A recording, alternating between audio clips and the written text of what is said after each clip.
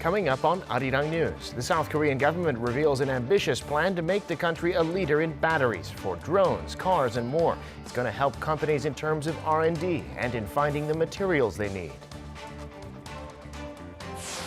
South Korea reports its highest daily number of coronavirus infections since the pandemic began. They're ramping up testing, and there could be new restrictions to come. And North Korean leader Kim Jong-un makes a high-profile public appearance accompanied by a number of high-level officials. Experts say this confirms that some officials were demoted or fired. It's 5 p.m. here in Seoul. Thank you for joining us on Arirang News. I'm Devin Whiting. Rechargeable batteries are a core component of future industries. They're needed for electric cars, drones, robots, and more. South Korea is already making big strides in the industry, and the government's announced a plan to help local companies get ahead. Korea will be investing more than $34 billion through 2030. Jang Tae-hyun reports. South Korea has revealed major plans to become a leader in the global battery market. The plans aim to make Korea the center of battery research and development and a mother factory of the world's battery industry. The government, major battery makers, and other related institutions gathered on Thursday to announce the three-part plan. First, the government and private industries will cooperate to make a next-generation battery which is safer and more efficient. And they'll work to improve core technologies related to materials, components, and equipment. Also, they plan to acquire the skills needed to make high-quality and safer lithium-ion batteries. Second, the government and major conglomerates will support each other to establish a stable battery supply by acquiring raw materials from overseas and working on skills to recycle rechargeable batteries. Korea will support core companies related to materials, components, and equipment and train battery industry experts. Finally, the government and private companies aim to expand their share of the battery market. As the global rechargeable battery market is to grow 8 times in the next 10 years, companies are competing to secure a bigger share of the market. Jang Tae-hyun, Arirang News. Stock markets have been booming all around the world since the pandemic crash in March last year. And stocks in South Korea now make up a record high proportion of household assets. The Bank of Korea says that in the first 3 months of this year, that proportion rose to 20.3%. These assets include investments made using bank loans, which have increased to around $46 billion, up more than $30 billion from last year. Korean households bought some $43 billion worth of stocks in the first quarter, the biggest amount on record. On the other hand, the proportion of household assets held as bank deposits decreased to around 41%, down 3.2% from a year earlier.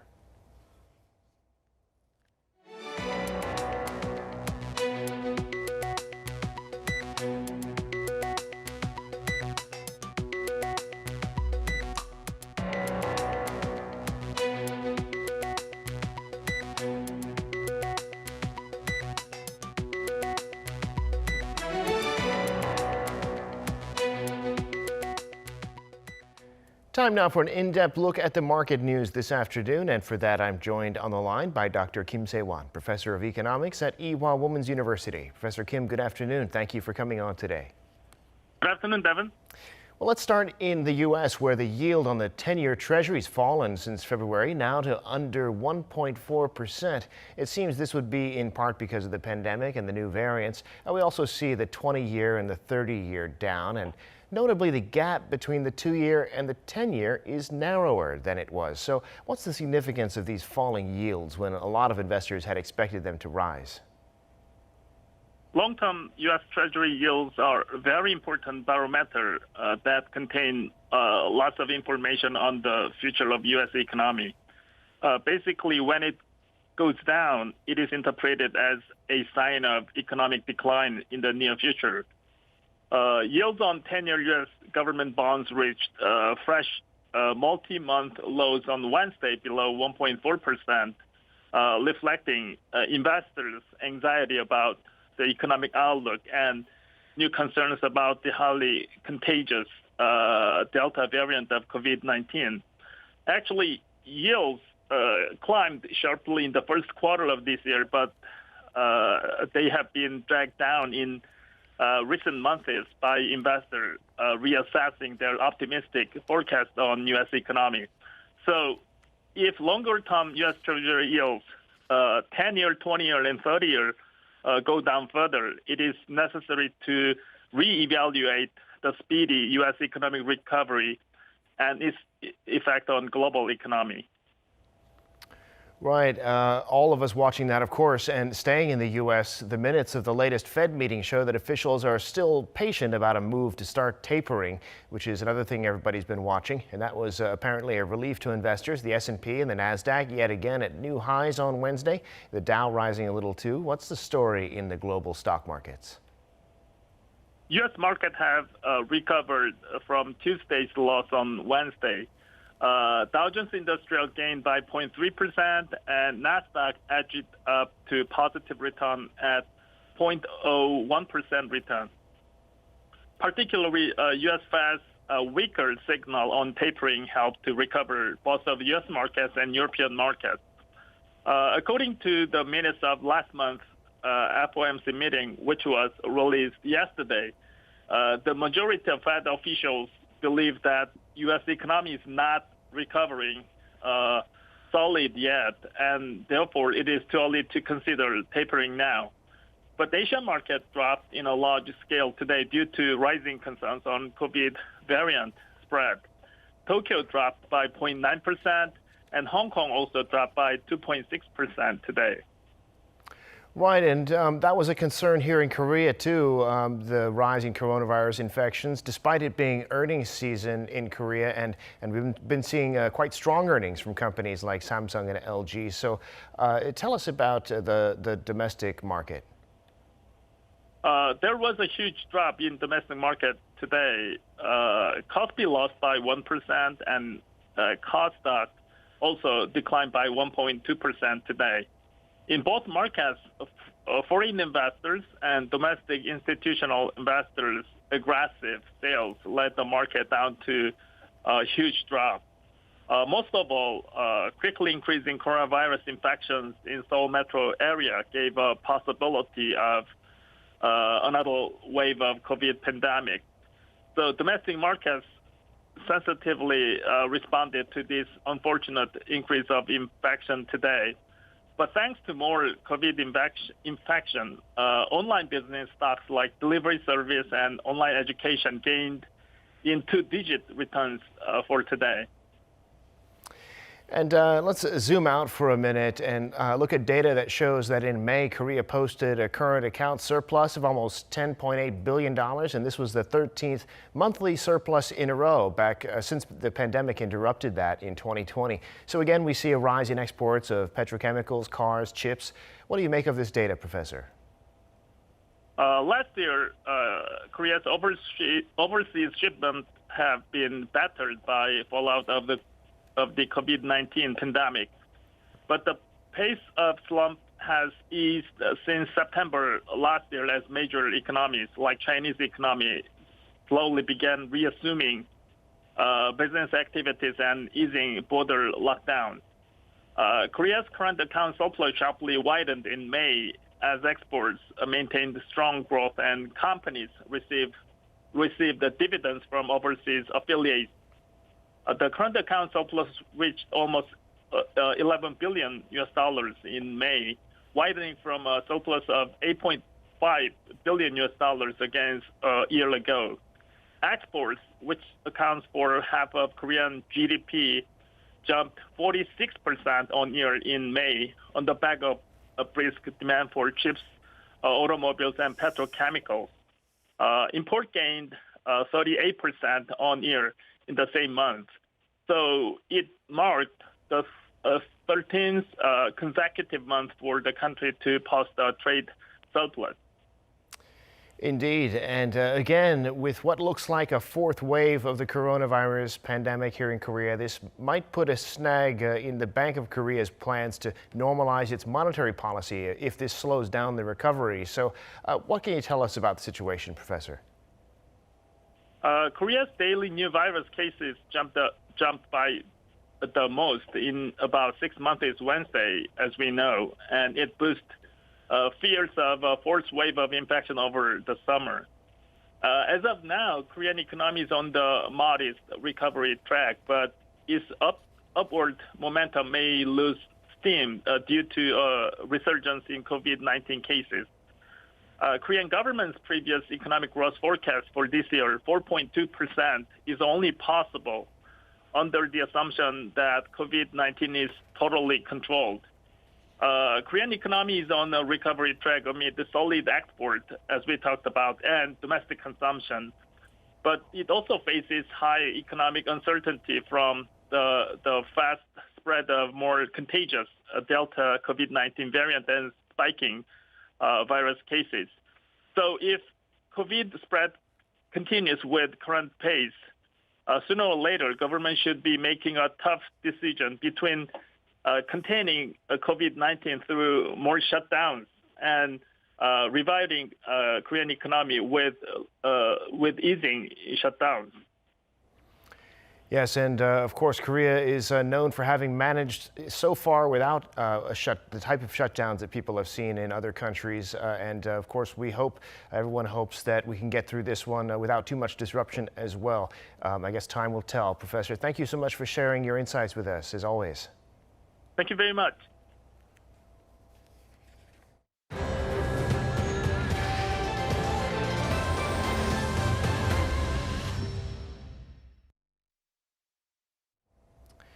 As we were just discussing, South Korea today reported its highest number of coronavirus cases yet. Officials say it is the start of a fourth wave, and that means it'll get worse before it gets better. But the question is how much worse? Cases are concentrated in the capital area, but it's summer vacation season, so the risk is it spreads as people travel.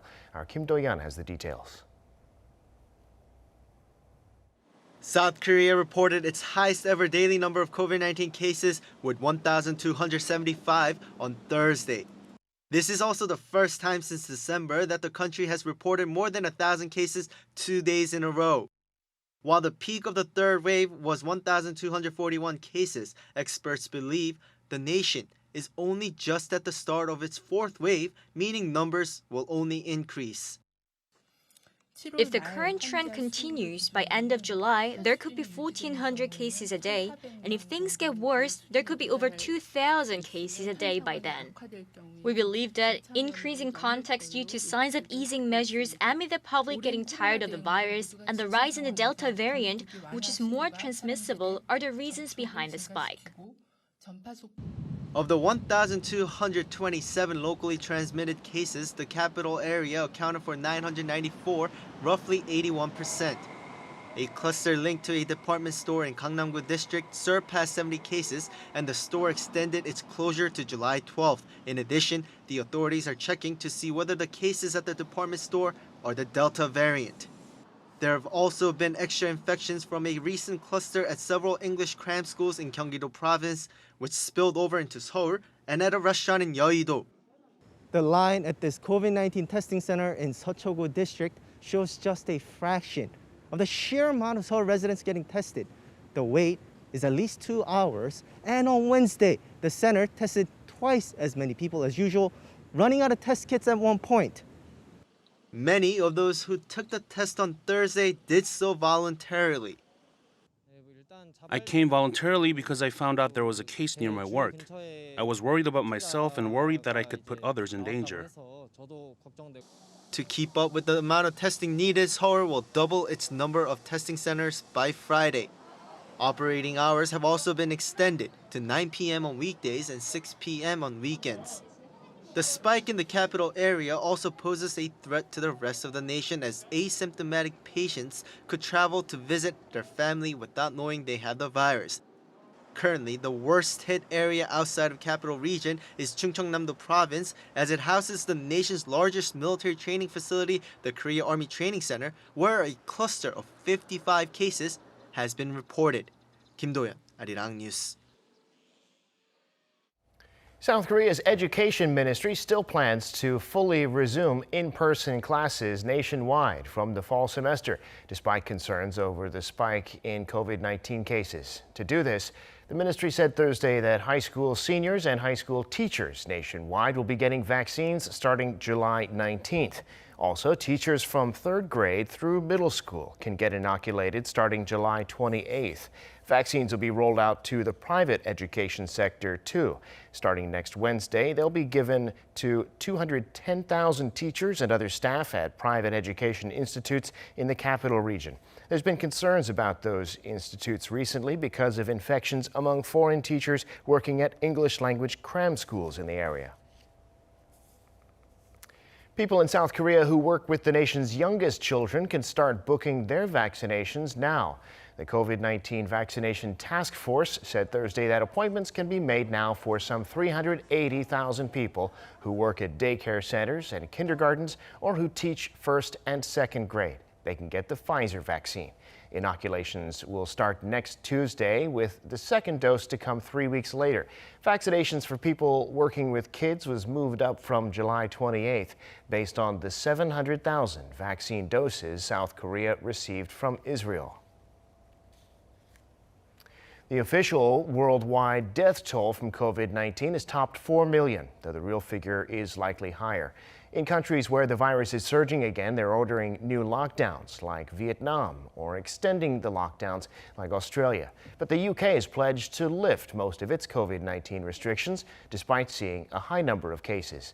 Baeunji reports. More than 4 million people around the world have died from COVID-19 as the highly contagious Delta variant continues to spread. The WHO chief says that the world has passed a, quote, tragic milestone, adding that there have been roughly 185 million confirmed cases globally. The world is at perilous point in this pandemic. We have just passed the tragic milestone of 4 million recorded COVID-19 deaths, which likely underestimates the overall toll. As the situation becomes more serious, several countries around the world are ordering lockdowns. Vietnam has ordered 9 million people in Ho Chi Minh City to go into lockdown, as the country sees its most serious COVID-19 outbreak so far. Starting Friday, residents will only be allowed to leave home to buy food or medicine. Also, Sydney, Australia, home to 5 million people, has extended its lockdown by another week. This comes as the city recorded its highest daily rise in COVID-19 cases in months, despite being in lockdown for nearly 2 weeks. But the UK has pledged to lift most of the country's COVID-19 restrictions soon, despite seeing its daily tally rise above 30,000 for the first time since January. Prime Minister Boris Johnson defended the government's approach. But it's certainly true, Mr. Speaker, that we are seeing a wave of cases because of the Delta variant. But scientists are also absolutely clear that we have severed the link between infection and serious disease and death. He added that there are only a 30th of the deaths that the country was seeing at an equivalent stage in previous waves of the pandemic, expressing confidence that the country has seen a clear drop in COVID-19 related fatalities. Baeunji, Arirang News. In other news, on Thursday, North Korean leader Kim Jong-un paid a visit to the mausoleum housing the body of his late grandfather, the regime's founder, Kim Il-sung, on the anniversary of his death. Because he was accompanied by a number of top officials, experts say the visit may have revealed a lot about who's in and who's out after Kim Jong-un reportedly fired some of his top aides. Kim may also have been trying to counter speculation about his health. Kim Dami has the details. North Korean leader Kim Jong-un visited the Kumsusan Palace of the Sun on Thursday to mark the anniversary of the death of his late grandfather Kim Il-sung, and in doing so was able to dismiss rumors about his health. Speculation has been rife this week that Kim lost consciousness due to ill health, and even some saying there may have been a coup that toppled him from power. But on Thursday, the regime's state media reported that Kim paid a tribute at midnight that day, accompanied by the members of the political bureau of the Central Committee of the Workers' Party. Absent from the front row was the vice chairman of the party, Lee Byung-chul, reinforcing speculation he was recently dismissed from the 5-member Politburo. Instead, Lee was standing in the third row, meaning he has been demoted to a lower position. Park Jung-chun, chief of the general staff of the Korean People's Army, was spotted in his usual second row, seeming to tone down speculation he had been fired. Kim's sister Kim Yo-jong stood in the fifth row, while the North's first vice foreign minister Choi Sun-il remained at the back. South Korea's National Intelligence Service also squashed the coup rumors on Wednesday, saying Kim is believed to be handling state affairs normally. Kim Jong-un has paid tribute on his grandfather's death anniversary every year since he took power in 2012, with the exception of 2018. The scale of this year's anniversary was scaled down, as the 27th one did not fall into the every 5 or 10-year mark. Kim Da-mi, Arirang News. For fans of Korean pop culture, there's an exhibition on in Paris that anyone can explore in virtual reality. You can watch a concert by the K-pop stars BTS, and it features the Oscar-winning film Parasite, directed by Bong Joon-ho. You can take a virtual tour of the homes featured in the movie, the luxurious house of the Park family, and the grim, leaky basement flat of the Kims. This exhibition is hosted by UNESCO. Shin Ye-eun has the details. It's a chance for fans to see their favorite K-pop stars on stage or join the cast of a Korean movie. All they need is a VR headset that takes them right into the middle of the action. UNESCO and South Korea's Ministry of Culture, Sports and Tourism on Tuesday launched a VR exhibition at UNESCO's headquarters in Paris. The event, called Korea Cubically Imagined, was organized by the Korea Creative Content Agency to let visitors engage with South Korea's culture using virtual reality. One of the highlights of the exhibition is the online concert, BTS Map of the Soul 1. Visitors can use VR headsets to watch the performance from all angles, or dance inside an open cube with 3 LED screens showing life-size BTS members. Visitors can also immerse themselves in the scenes from the movie Parasite. They can visit the living room and the secret basement of the wealthy Park family. Or they can see what it's like to be nearly flooded in the Kim family's half-basement apartment. The event was launched to celebrate the International Year of Creative Economy for Sustainable Development, and its launch date coincided with the 71st anniversary of South Korea joining UNESCO. The UNESCO Assistant Director General for Culture said the VR exhibition shows how successfully K-culture has spread around the world, and he anticipated that this exhibition will bring the world closer. I am confident that our shared commitment to culture and creativity will keep bringing us together toward the achievement of shared goals. Korea Cubically Imagined will run until July 16th. After that, it will be available online for fans around the world to enjoy. Parts of the exhibition will also be held at the Korean Cultural Center in Paris from July 21st for 3 more weeks. Shin Ye-eun, Arirang News. The southern part of South Korea is grappling with torrential monsoon rain for a 4th straight day. So far this monsoon season, 2 people have died in the region and several hundred others have been forced to evacuate their homes. Choi Min-jung reports. Southern regions of South Korea are being bombarded with heavy rain again. Monsoon rain pounded down Wednesday night, with Gyeongsangnam-do province seeing up to 80 millimeters an hour. More than 500 houses and 200 stores were flooded in the southern regions, and dozens of roads damaged. Nearly 25,000 hectares of rice paddies have also been submerged. According to the Central Disaster and Safety Countermeasure Headquarters, the monsoon has killed 2 and injured 1 as of Wednesday morning. A woman in her 60s died on Tuesday in Jeollanam-do province after her house flooded. Another woman in her 80s died on the same day after a landslide slammed into her house. A man in his 60s was injured in a landslide that happened in Hadong County. The South Korean government says around 845 people were forced to evacuate their homes as of Tuesday night. Most have returned, but 88 people in Jeollanam-do province and Busan are still in temporary accommodations. The forecast shows heavy showers are due from Thursday afternoon in the south, increasing the risk of more landslides. Choi Min-jung, Arirang News.